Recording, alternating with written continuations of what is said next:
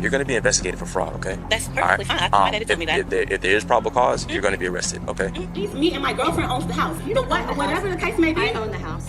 But yeah. If I'm not getting my money back today, then I'm not leaving today, unfortunately. A vacant listed property, a fraudulent lease, $3,100 paid to a stranger on Zillow. The occupant claimed to be a victim. Investigators believed otherwise, and the record would prove them right. I own this house. My name's Patty Peoples. I own this house. It was for sale. We came over here to let a handyman in to do some work, and he said, well, there's a dog and puppies on the front.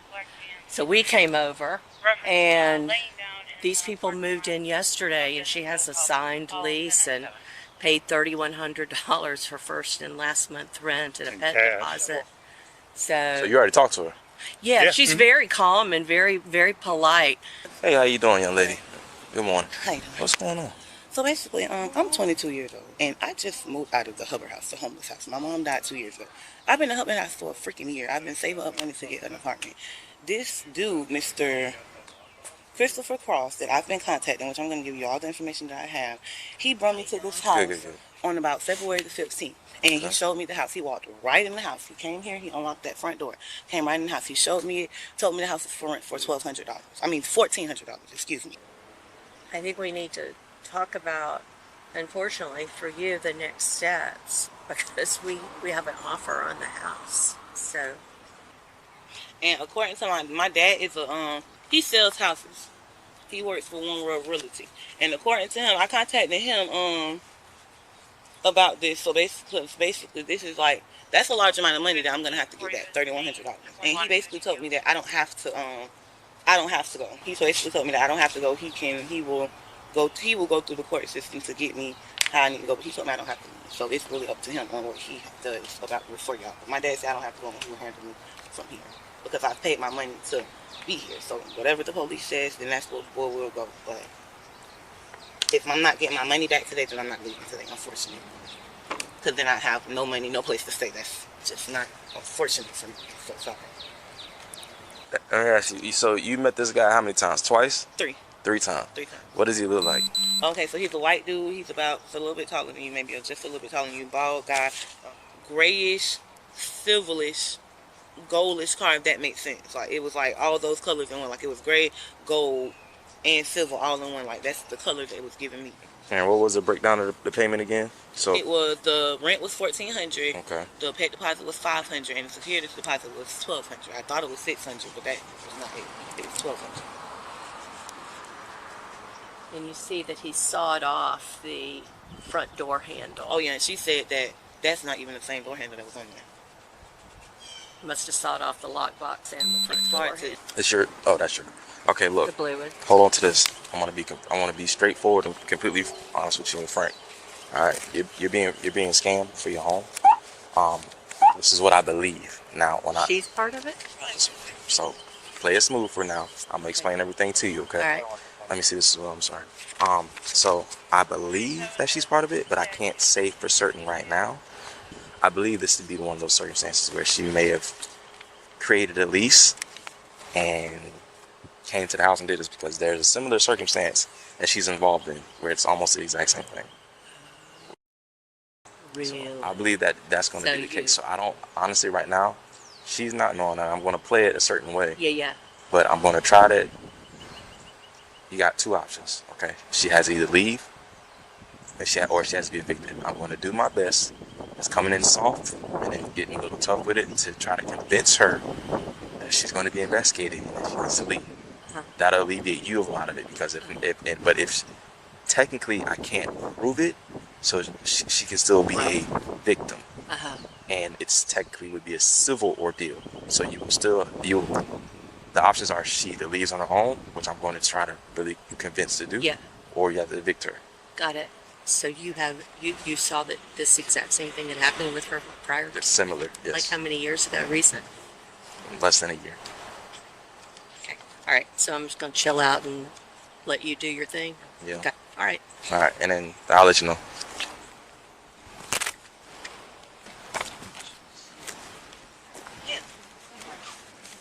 Oh.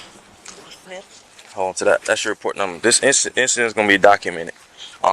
And is there any way that I can like move forward with like how would I go forward with like getting my money back, getting to this dude to get my money back? Like how would I move forward about all I'm gonna give you that information. So Okay. in a minute. So how did you come into contact with this person? Zillow? Zillow? Yes. Is that where it was listed? Yes. Is it still listed? Let me go. No, it's not, because when I went on there to show her, because she said her house is for sale, and I told her it was for rent, and I went on there to go show her, because I've given all the information I've given you, I've tried to give her too, because like it's very unfortunate for the both of us. And And how are you guys communicating? through email. Okay, you got an email chain that I can see? You said email? Like, yeah, can I see the emails? Oh, chain. Okay, yeah, I have to go on my computer to do that, because this is my iCloud. It's on my Gmail. That's why I gave you my Gmail. Okay. And I can send you, if you have an email, I can send you the chain, but I will have to go in my house and get my computer. Are you able to do that now? iCloud.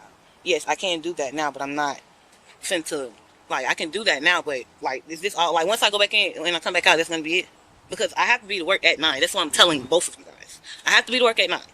And I can send you the information that you're asking for, because I'm giving you all the information I have on my phone. Anything that's on my on my computer, I can send it to you on an email. But standing here until now, it's not going to work, because I'm getting frustrated. Because it's been almost 2 hours. So if you have an email that I can jot down, I understand that you want to just do airdrop. So if you have an email that I can just send to your coworker or anything else the case may be, I can send that to you, because the emails was ranging between the 15th and the 28th. And I can send that to you. But it's going to be 9 o'clock and I need to get to work. Okay, well, this is the first time I heard about you having to be to work 9 o'clock, so I understand. No, why not? I haven't said it because she knows. Hold on. Okay, I'm just getting frustrated because I'm getting But like you're I'm also getting not, frustrated you're also not because allowing I have me. to. You're also not allowing me to speak. I've been respectful. I've been Yeah. respectful to you too. But you're not allowing me to speak. Okay, so So what I'm about to say is, this is the first I'm hearing about you having to be at work at 9. Even though you stated it to her, I didn't hear that because I'm not her. right. Okay, I've been in my Okay, car and can for. I get your badge number? It's right there on the form. So Right, let me okay. also let you Contacting my office. let me also let you know this, okay?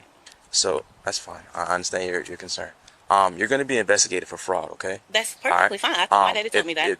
if there is probable cause, you're going to be arrested, okay? So one of your options, the big option that I think you should take, I think you and the young lady should go ahead and possibly move out, because if not, then we're going to come back and we're going to take you guys to jail.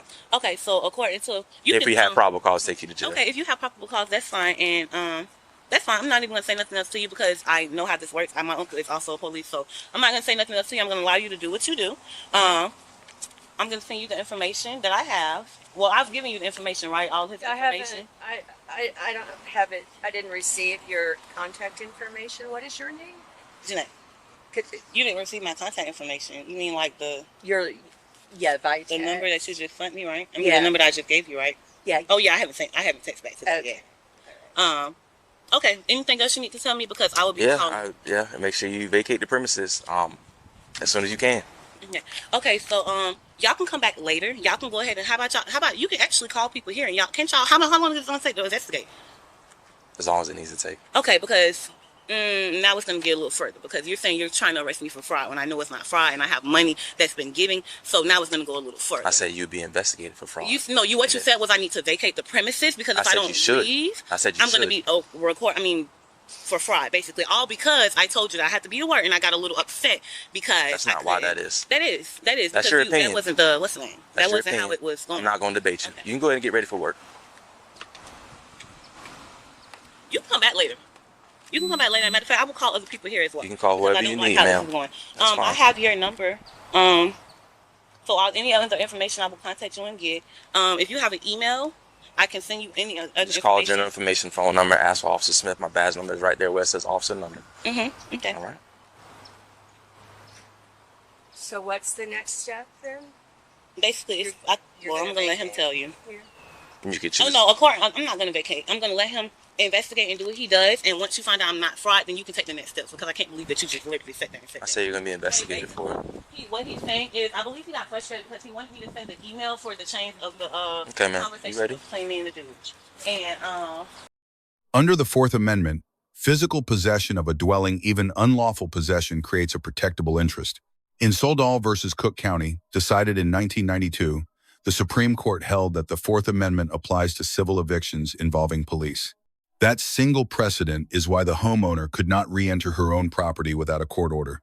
The officer's approach was a consensual encounter, no detention, no Miranda warnings required, as established in Terry versus Ohio. Voluntary statements gathered here were legally usable. The fraud warning was accurate and served as legitimate investigative pressure. The behavioral tell: the subject stayed calm under the fraud warning, but became evasive the moment documentation was requested. Courts treat evasion of documentation during fraud investigations as a relevant indicator under the totality of circumstances standard. Her statement, "I'm not leaving today," is a verbal assertion of unlawful detainer, regardless of how she entered the property. The cut door hardware is physical evidence of forced entry, inconsistent with any legitimate rental arrangement where a landlord simply provides a key. Because the listing was internet-based, federal wire fraud under Title 18, United States Code, Section 1343, may apply alongside state charges. The eviction took 6 months. During that window, $40,000 in damages accumulated, appliances stripped, property destroyed. This is the structural flaw. Tenant protection law can be weaponized to extend fraudulent occupancy. The procedure that protects becomes the exploit. Post-eviction destruction constitutes independent criminal mischief, evidence of continued intent, which carries enhanced sentencing exposure. Restitution was discounted 75% based on financial circumstance. Courts have that discretion. The civil debt, however, remains enforceable.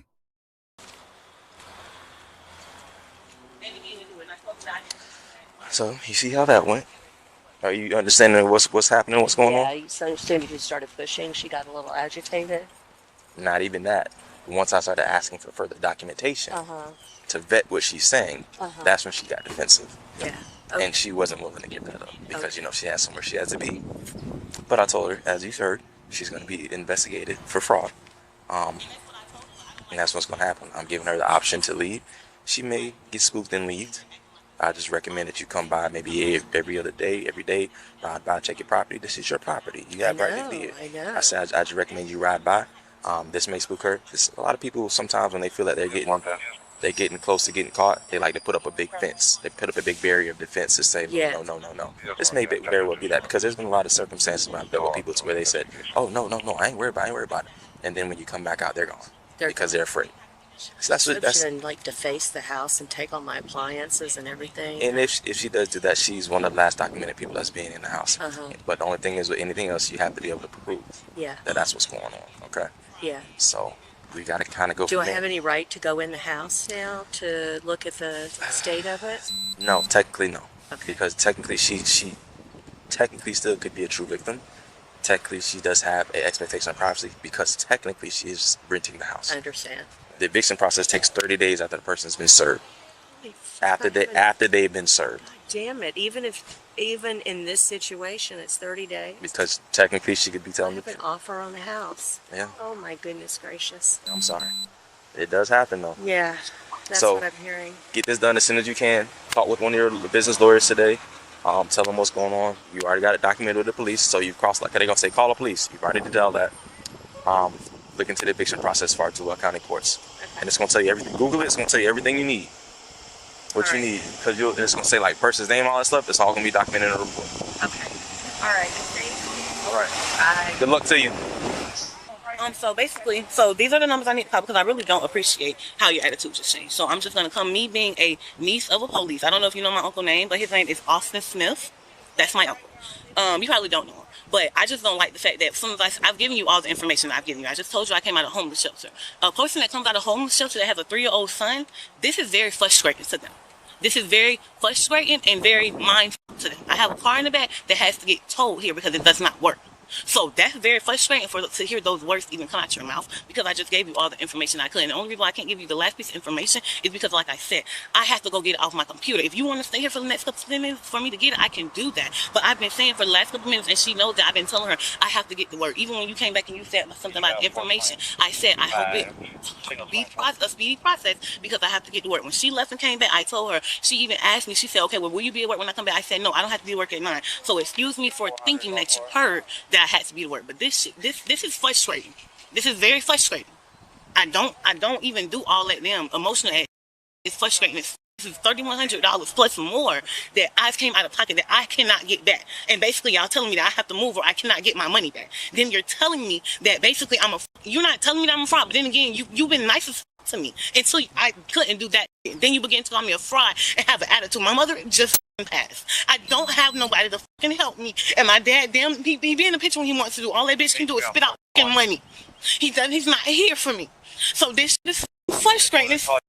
And for me to come to black police and for him to fucking basically try to not even try to do anything because you were nice. You didn't do anything wrong until I told you I couldn't get those emails. And I can get them for you. I just couldn't get them right now. Like I said, you do what you have to do because that will help me too get my money back. But all of that, oh, she's a fraud, I don't take that lightly because my daddy will get me a lawyer and I will press charges and I will do what the fuck I need to do. But at the end of the day, she'll tell you how she's bone rushing here. If this is my property, she shouldn't be bone rushing the fuck in here. But I didn't make it that deep. You're bone rushing in here. Well, who the fuck is in here while my child is in there? But I didn't make it a big deal because at the end of the day, just like it's unfortunate for me, it's unfortunate for her because she possibly has to come out money that she probably doesn't even have. So it's a way of both things, but I just don't appreciate how you were so nice and so gentle until I told you I couldn't get that last piece of information, which I just couldn't get it right at the moment. And I have my job calling me because I signed up for overtime that I totally forgot about, and that's why I was so extreme about it because I signed up for overtime at 8:30. It's 8:55. So they were calling me, and that's why I kept running in and out the house so that I could talk to them without being in y'all face, having to talk to them. But I felt like I shouldn't even have to explain none of that because I just wanted to apologize for even snapping on you. That's number one. Number two, letting you know that I didn't appreciate that because, like I said, whether you feel like your tone changed or not, your tone changed. Your tone changed and your demeanor changed. And I didn't appreciate that at all. But that's what I wanted to let you know. Thank you. Good luck to you. Have a good day.